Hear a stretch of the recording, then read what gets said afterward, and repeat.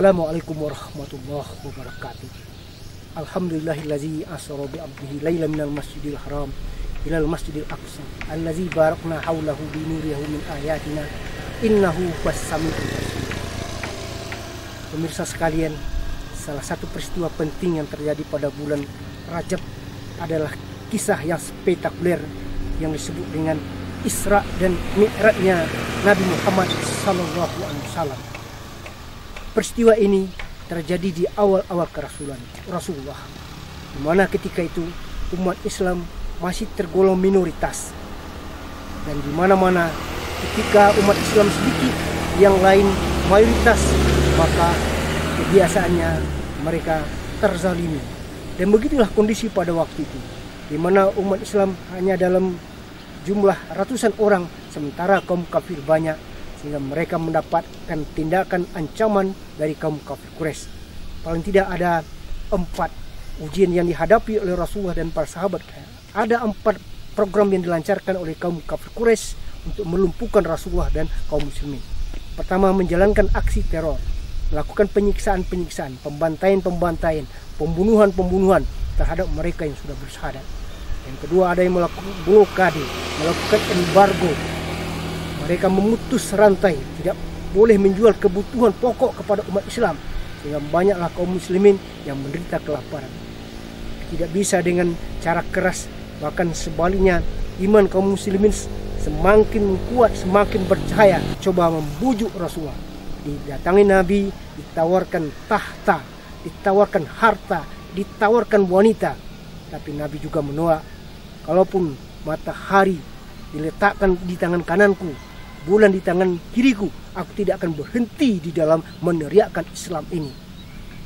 Tidak juga bisa dengan cara ini, dicari cara yang lebih halus, dirongrong akidah dari dalam, mengajak Nabi kompromi dalam beragama.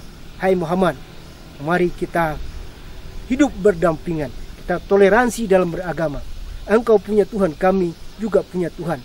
Tolong akui pula eksistensi Tuhan kami, dan kami pun akan mengakui Tuhan yang engkau sembah. Untuk menjawab tawaran ini, Rasulullah bermunajat kepada Allah. Akhirnya turunlah surat Al-Kafirun yang memberikan jawaban terhadap apa yang disampaikan oleh orang kafir.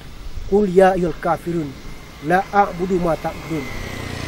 Katakan hai Muhammad kepada orang kafir itu, aku tidak akan menyembah apa yang kamu sembah.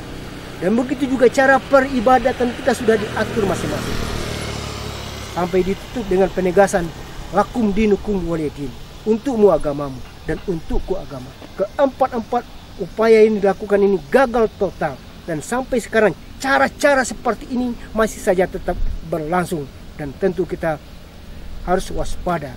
Di masa Rasulullah ini tidak berhasil, maka tentu saja kebencian orang kafir terhadap Rasulullah semakin menjadi-jadi. Rasulullah pun menghadapi musibah yang datang silih berganti. Dalam suasana seperti ini, Rasulullah pun menghadapi musibah yang datang silih berganti. Antara lain dengan meninggalnya istri beliau Siti Khadijah, yang selama ini menjadi tulang punggung dakwah Rasulullah.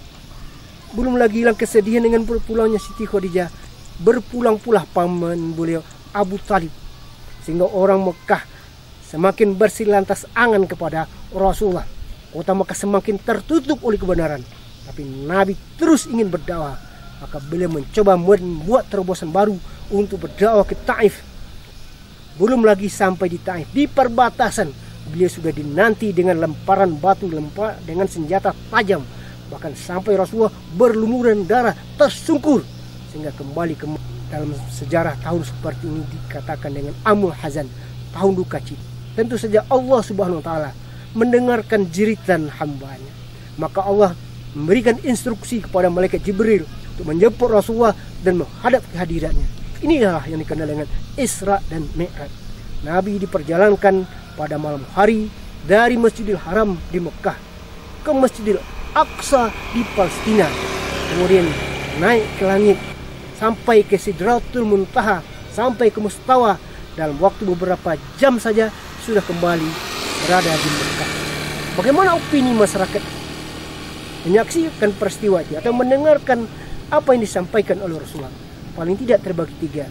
Ada mereka yang tidak percaya sama sekali, ada mereka yang ragu-ragu, dan ada mereka yang beriman. Mereka yang tidak percaya itu adalah golongan kafir. Mereka yang ragu-ragu disebut dengan orang-orang munafik. Dan mereka yang beriman seperti Abu Bakar adalah orang-orang yang membenarkan peristiwa itu. Lalu apa hikmah yang dapat kita ambil? Lalu hikmahnya sangat banyak sekali.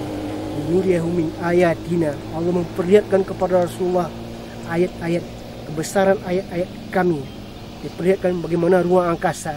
Dan ini sekaligus juga memberikan motivasi kepada umat Islam untuk menguasai ilmu pengetahuan dan teknologi.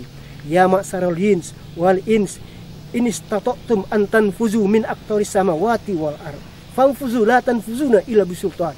Hai jin dan manusia, kamu sanggup menerobos ruang angkasa, teroboslah, tapi kamu tidak akan sanggup menerobosnya kalau tidak ada ilmu pengetahuan, tidak ada peralatan. Dan banyak lagi hikmah-hikmah yang lain, termasuk ujian keimanan bagi orang yang selama ini mengaku dirinya beriman. Sekarang diuji, Nabi melakukan perjalanan yang sangat jauh. Ada yang lolos dalam ujian ini, ada yang tidak. Seperti tadi, ada mereka yang kembali kafir, bahkan ada mereka yang masuk ke golongan orang-orang munafik. Dan dari sekian banyak, buahnya itu adalah Rasulullah menerima perintah sholat 5 kali sehari semalam yang menjadi kewajiban bagi kita setiap muslim. Mari kita periksa kembali sholat kita, apakah kita sudah betul menegakkan sholat dalam arti sesungguhnya. Kita sudah terhindar dari perbuatan keji dan perbuatan mungkar. Kalau selama ini kita sudah sholat tapi masih melakukan perbuatan keji dan perbuatan mungkar, bukan sholat yang salah, tapi diri kita yang salah, yang perlu diperbaiki, yang perlu kita sempurnakan sholat kita, bagaimana supaya berbunyi di dalam kehidupan sehari-hari. Rabbi ja'alni muqima shalah wa zuriyati. Ya Allah, jadikan aku penegak sholat, begitu juga keluargaku ya Allah. Banyak maaf. Assalamualaikum warahmatullahi wabarakatuh.